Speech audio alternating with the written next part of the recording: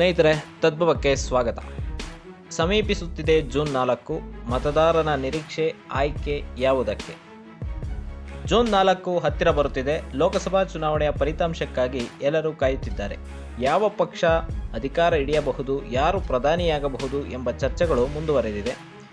ರಾಷ್ಟ್ರಮಟ್ಟದ ಚರ್ಚೆಗಳ ಜೊತೆಗೆ ಸ್ಥಳೀಯವಾಗಿ ಲೋಕಸಭಾ ಕ್ಷೇತ್ರ ವ್ಯಾಪ್ತಿಯಲ್ಲಿ ಮತಗಳು ಯಾರ ಪಾಲಾಗಿವೆ, ಯಾರು ಹೆಚ್ಚು ಮತ ಪಡೆಯಬಲ್ಲರು, ಯಾರು ಗೆಲ್ಲುವರು ಎಂಬ ಚರ್ಚೆಗಳು ನಡೆಯುತ್ತಿವೆ. ಜೂನ್ 4 ದಿನಾಂಕ ಹತ್ತಿರ ಬಂದಷ್ಟು ಈ ಚರ್ಚೆಗಳು ಮತ್ತಷ್ಟು ಬಿರುಸು ಪಡೆಯಲಿದೆ.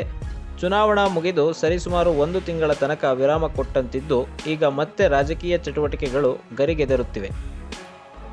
2024 ಲೋಕಸಭಾ ಚುನಾವಣೆಯಲ್ಲಿ ಮತ್ತೆ ಬಿಜೆಪಿ ಅಧಿಕಾರ ಹಿಡಿಯಲಿದೆ ಎಂದು ಮಾಧ್ಯಮಗಳು ಚುನಾವಣೆಯ ಆರಂಭದಿಂದಲೇ ಘೋಷಿಸುತ್ತಾ ಬಂದವು. ಚುನಾವಣೆಯ ಸಂದರ್ಭದಲ್ಲಿ ಬಿಜೆಪಿ ವರಿಷ್ಠರು 400ಕ್ಕೂ ಹೆಚ್ಚು ಸ್ಥಾನಗಳನ್ನು ಪಡೆದು ಮತ್ತೆ ಅಧಿಕಾರ ಹಿಡಿಯಲಿದ್ದೇವೆ ಎಂದು ಹೇಳಿಕೊಂಡರು. 4 ಹಂತದ ಚುನಾವಣೆಯ ನಂತರ ಈ ವರದಿಗಳಲ್ಲಿ ಒಂದಷ್ಟು ವ್ಯತ್ಯಾಸಗಳು ಸಹ ಕಂಡುಬಂದವು. ಎನ್ಡಿಎ ಮತ್ತು ಇಂಡಿಯಾ ಒಕ್ಕೂಟ ನಡುವೆ ತೀವ್ರ ಪೈಪೋಟಿ ಎದುರಾಗಿದೆ ಎನ್ನುವ ವರದಿಗಳು ಅಲ್ಲಲ್ಲಿ ಕೇಳಿಬಂದವು. ಆನಂತರ ಬಿಜೆಪಿ ಸರಳ ಬಹುಮತ ಪಡೆದು ಸರ್ಕಾರ ರಚಿಸುವ ಸಾಧ್ಯತೆಗಳಿವೆ ಎನ್ನುವ ಭವಿಷ್ಯಗಳು ಸಹ ಹೊರಬಂದವು. ಚುನಾವಣಾ ವಿಶ್ಲೇಷಕರು ಎಂದು ಹೆಸರು ಪಡೆದಿರುವ ಕೆಲವರು ಬಿಜೆಪಿ ಇಂತಿಷ್ಟು ಸ್ಥಾನಗಳನ್ನು ಪಡೆದು ಅಧಿಕಾರಕ್ಕೆ ಬರಲಿದೆ ಎಂದರೆ, ಇನ್ನು ಕೆಲವು ಚಿಂತಕರು ಈ ವರದಿಯೇ ಆಧಾರರಹಿತ, ಇಂಡಿಯಾ ಒಕ್ಕೂಟ ಗೆಲುವಿನ ದಡ ಸೇರಲಿದೆ ಎನ್ನುವ ತರ್ಕವನ್ನು ಮುಂದಿಡುತ್ತಾ ಬಂದಿದ್ದಾರೆ. ಬಿಜೆಪಿ ಮತ್ತು ಕಾಂಗ್ರೆಸ್ ವರಿಷ್ಠರು ನಾವೇ ಅಧಿಕಾರ ಹಿಡಿಯುತ್ತೇವೆ ಎಂದು ಪ್ರಬಲವಾಗಿ ಪ್ರತಿಪಾದಿಸುತ್ತಾ ಬಂದಿದ್ದಾರೆ. 300ಕ್ಕೂ ಹೆಚ್ಚು ಸ್ಥಾನಗಳನ್ನು ಗಳಿಸಿ ಮತ್ತೆ ಅಧಿಕಾರ ಹಿಡಿಯುತ್ತೇವೆ ಎನ್ನುತ್ತಿರುವ ಬಿಜೆಪಿ ಚುನಾವಣೆಗೂ ಮುನ್ನವೇ ಮತದಾರರನ್ನು ಸೆಳೆಯುವ ಕೆಲವು ತಂತ್ರಗಾರಿಕೆಗೆ ಮೊರೆ ಹೋಯಿತು. ಬಹಳ ವರ್ಷಗಳಿಂದ ಉದ್ಗರಿಸುತ್ತಿದ್ದ ರಾಮ ಮಂದಿರ ಲೋಕಾರ್ಪಣೆ ಹೆಚ್ಚು ವಿಜೃಂಭಿಸುವಂತೆ ನೋಡಿಕೊಳ್ಳಲಾಯಿತು. ಈ ಮೂಲಕ ಇಡೀ ದೇಶಾದ್ಯಂತ ಮತದಾರ ವರ್ಗವನ್ನು ಸೆಳೆಯಬಹುದು ಎಂಬ ಒಂದು ತಂತ್ರಗಾರಿಕೆಯು ಬಿಜೆಪಿಯ ವಲಯದಲ್ಲಿ ಇತ್ತು. ಈ ತಂತ್ರಗಾರಿಕೆ ಎಷ್ಟರ ಮಟ್ಟಿಗೆ ಫಲಪ್ರದ ಎಂಬುದು ನಿರೀಕ್ಷಿತ ಮಟ್ಟದಲ್ಲಿ ಇಲ್ಲ ಎಂಬುದನ್ನು ಕೆಲವರು ಹೇಳುತ್ತಿದ್ದಾರೆ. ಸಮಗ್ರ ಅಭಿವೃದ್ಧಿ ಮತ್ತು ದೇಶದ ರಕ್ಷಣೆ ಎನ್ನುವ ವಿಚಾರಕ್ಕೆ ಹೆಚ್ಚು ಒತ್ತು ಕೊಡುತ್ತಾ ಬಂದಿರುವ ಬಿಜೆಪಿ ಜನರನ್ನು ಭಾವನಾತ್ಮಕವಾಗಿ ತನ್ನೆಡೆ ಸೆಳೆಯುವತ್ತ ಸರ್ಕಸ್ ಮಾಡಿದೆ. ಇಂತಹ ವಿಷಯಗಳನ್ನೇ ಮುಂದಿಟ್ಟುಕೊಂಡು ಚುನಾವಣೆಯನ್ನು ಎದುರಿಸಿದೆ.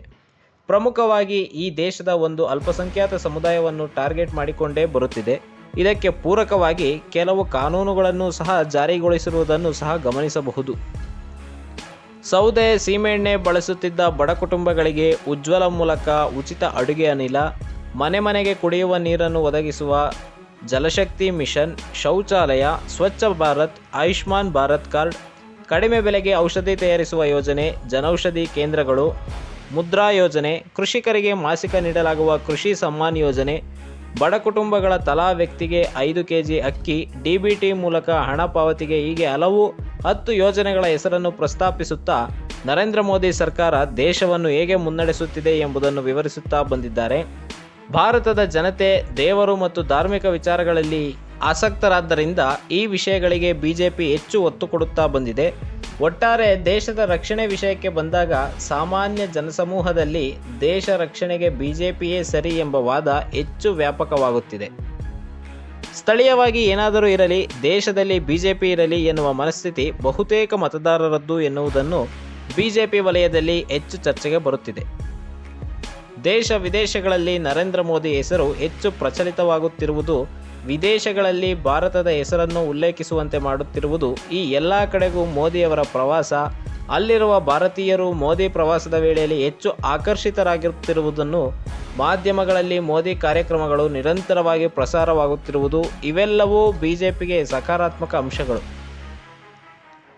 ಬಿಜೆಪಿ ಅಧಿಕಾರಕ್ಕೆ ಬಂದರೆ ರಾಷ್ಟ್ರ ರಕ್ಷಣೆ, ಸುಭದ್ರ ಸರ್ಕಾರ ಸಾಧ್ಯ ಎನ್ನುವ ಮಾತುಗಳು, ಈ ಪಕ್ಷ ಅಧಿಕಾರಕ್ಕೆ ಬಂದರೆ ಕೆಲವು ವರ್ಗ ಸಮೂಹವನ್ನು ಮೂಲೆಗೆ ತಳ್ಳಲಿದೆ ಎನ್ನುವ ಪ್ರಚಾರ, ನಮ್ಮದು ಹಿಂದೂ ರಾಷ್ಟ್ರ ಎನ್ನುವ ಭಾವನೆ, ಅದಕ್ಕೆ ತಕ್ಕಂತೆ ಬಿಜೆಪಿ ಮುಖಂಡರಿಂದ ಹೊರಬರುವ ಹೇಳಿಕೆಗಳು, ಇವೆಲ್ಲ ಬಿಜೆಪಿ ವಲಯದಲ್ಲಿ ಇರುವ ಒಂದಷ್ಟು ಅಂಶಗಳು.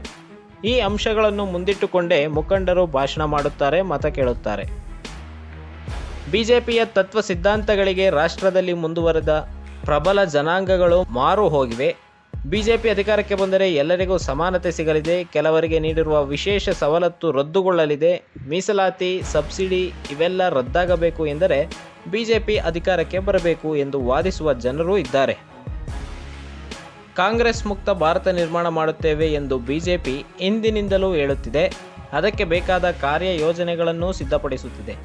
ಚುನಾವಣೆಯ ಸಂದರ್ಭದಲ್ಲಿ ಆಯಾ ರಾಜ್ಯಗಳಲ್ಲಿರುವ ಸ್ಥಳೀಯ ಪಕ್ಷಗಳನ್ನು ತೆಕ್ಕೆಗೆ ತೆಗೆದುಕೊಳ್ಳುವಲ್ಲಿ ಬಿಜೆಪಿ ಕೆಲವು ಕಡೆ ಯಶಸ್ವಿಯೂ ಆಗಿದೆ. ಒಂದೇ ಕಲ್ಲಿನಲ್ಲಿ ಎರಡು ಹಕ್ಕಿ ಹೊಡೆಯುವ ಬಿಜೆಪಿ ತಂತ್ರಗಾರಿಕೆಗೆ ಹಲವು ರಾಜ್ಯಗಳಲ್ಲಿ ಯಶಸ್ವಿಯೂ ಆಗಿದೆ. ಸ್ಥಳೀಯ ಪಕ್ಷದೊಂದಿಗೆ ಮೈತ್ರಿ ಮಾಡಿಕೊಂಡರೆ ಆ ಪಕ್ಷದ ಮತದಾರರನ್ನು ಸೆಳೆಯುವ ಜೊತೆಗೆ ಸ್ಥಳೀಯ ಪಕ್ಷದ ಐಡೆಂಟಿಟಿಯನ್ನೇ ಇಲ್ಲವಾಗಿಸುವುದು, ಕ್ರಮೇಣ ಸ್ಥಳೀಯ ಪಕ್ಷ ಬಿಜೆಪಿಯೊಂದಿಗೆ ವಿಲೀನವಾಗುವ ಇಲ್ಲವೇ ಅಸ್ತಿತ್ವವೇ ಕಳೆದುಕೊಳ್ಳುವ ಸ್ಥಿತಿ ತಲುಪುವುದು. ಆಗ ಬಿಜೆಪಿಗೆ ಎದುರಾಗಬಹುದಾದ ಪಕ್ಷ ಕಾಂಗ್ರೆಸ್ ಮಾತ್ರ. ಉಳಿದೆಲ್ಲ ಪಕ್ಷಗಳು ಮೈತ್ರಿ ಮಾಡಿಕೊಂಡು ಅಥವಾ ವಿರೋಧ ಮಾಡದಂತೆ ನೋಡಿಕೊಂಡಾಗ ಅನಿವಾರ್ಯವಾಗಿ ಕಾಂಗ್ರೆಸ್ ಪಕ್ಷವನ್ನು ಸೆದೆಬಡಿಯಬಹುದು ಎಂಬ ಸಿದ್ಧಾಂತ. ಇದೇ ತಂತ್ರಗಾರಿಕೆಯನ್ನು ಮುಂದಿಟ್ಟುಕೊಂಡು ದೇಶದ ಹಲವು ರಾಜ್ಯಗಳಲ್ಲಿ ಚುನಾವಣೆ ನಡೆದಿದೆ. ಹಲವು ಕಡೆ ಕೆಲವು ಸ್ಥಳೀಯ ಪಕ್ಷಗಳು ಮೈತ್ರಿ ಮಾಡಿಕೊಂಡಿದ್ದರೆ, ಇನ್ನು ಕೆಲವು ಕಡೆ ಇಂಡಿಯಾ ಕೂಟದಲ್ಲಿ ಸೇರಿಕೊಂಡಿವೆ. ತನಗಿರುವ ಅಡ್ಡಿ ಆತಂಕಗಳನ್ನು, ಅಡೆತಡೆಗಳನ್ನು ನಿವಾರಿಸಿಕೊಂಡು ಬರುತ್ತಿರುವ ಬಿಜೆಪಿಗೆ ಇರುವ ಬಹುದೊಡ್ಡ ಗುರಿ ಇನ್ನೂ ಕೆಲವು ವರ್ಷಗಳ ಕಾಲ ಈ ದೇಶದಲ್ಲಿ ಕಾಂಗ್ರೆಸ್ ಸರ್ಕಾರ ಅಧಿಕಾರಕ್ಕೆ ಬರಬಾರದು ಎಂಬುದು.